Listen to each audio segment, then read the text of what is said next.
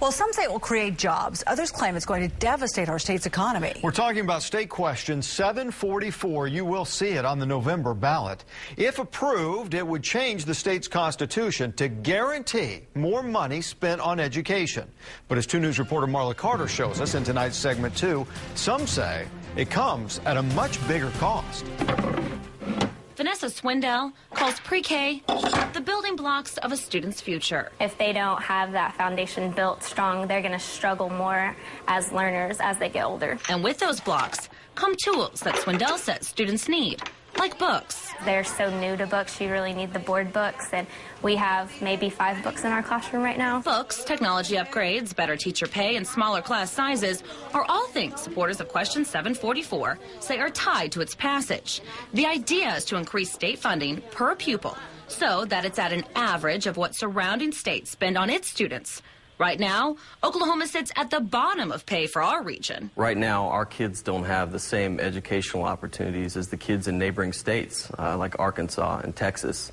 And if we want to go out and grow our economy and attract new jobs, this initiative is crucial for our state. But the Tulsa Metro Chamber is one of 744's strongest opponents.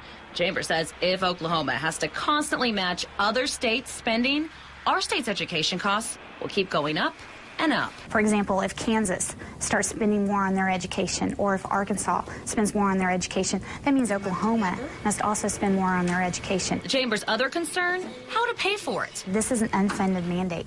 Right now, we estimate that 744 is going to cost the state of Oklahoma a minimum of $1 billion above and beyond what is already spent on education. But Walton Robinson with the Yes campaign says there is a plan in place. He says the state has the money by cutting out frivolous spending. He also says sales tax is increasing, and that money could be applied to pay for education, too.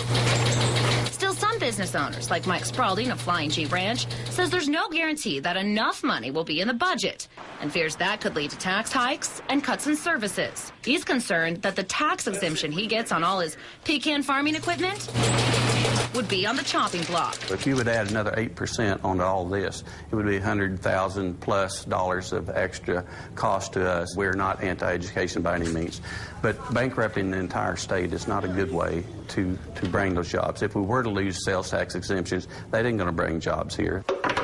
Both sides of the issue are looking at building blocks for the future of Oklahoma. Their ideas just stack up differently. Marla Carter, 2 News works for you. Marla, thanks. Now to read more on both sides of the debate, we have linked the Yes and No campaign websites to our website, KJRH.com. Just look under this story under segment 2.